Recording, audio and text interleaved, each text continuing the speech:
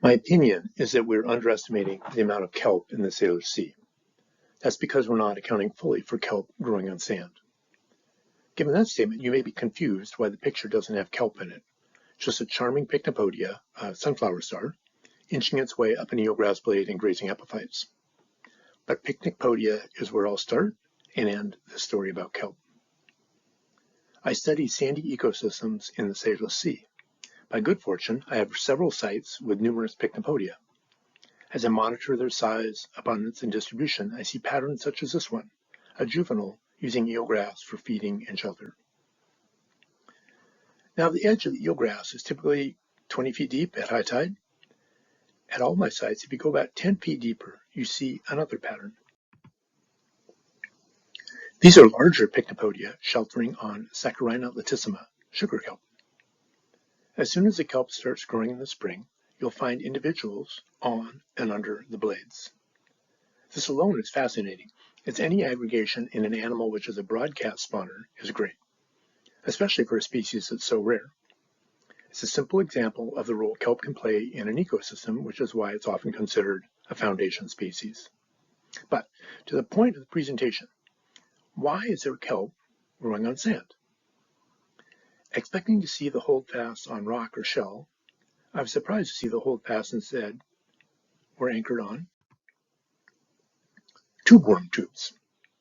These are primarily the tubes of Mesocatopterus taylori.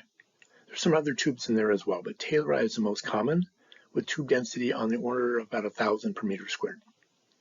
It's the only thing I've seen used for holdfasts in the system, and it's sturdy. Plants persist throughout the season, well into late fall.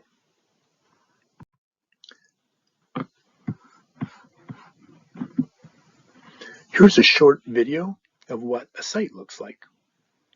This was taken in April 2021, and in addition to being an absolutely gorgeous dive site, you'll see numerous small Saccharina plants coming in, and across the bottom you'll see eelgrass rack, old worm tubes, that kind of thing. If you have very sharp eyes, at the very end of the video, right in the bottom center of the screen, you'll see a Pycnopodia up against one of the plants.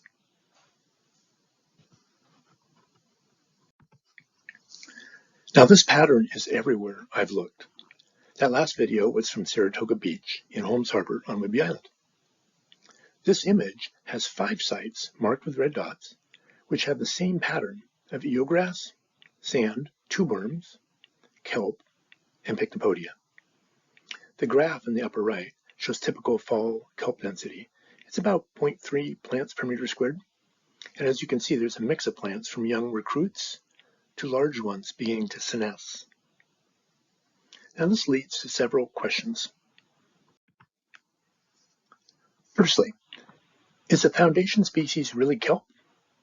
Or is the foundation species in soft sediment tube worms that create the habitat for kelp? Secondly, does the complementary occurrence of eelgrass and kelp provide a critical habitat for Pycnopodia? Perhaps the abundance of Pycnopodia is, in part, tied to healthy tube worms and healthy eelgrass. Finally, how much of the sandy kelp is there? In addition to providing habitat, it of course uses CO2, and I expect sequesters carbon quite well in the deep waters of places like the Saratoga Passage in between Whidbey and Camano Islands. Those 4 questions focus the work I'm engaged in now. I'm interested in habitat for other species that may be provided by kelp, defining more about the tube worms themselves, and of course, addressing the distribution and abundance of sandy kelp in the Salish Sea. Thank you for your time.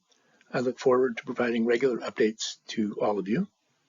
I welcome questions either on YouTube or at the email on the screen.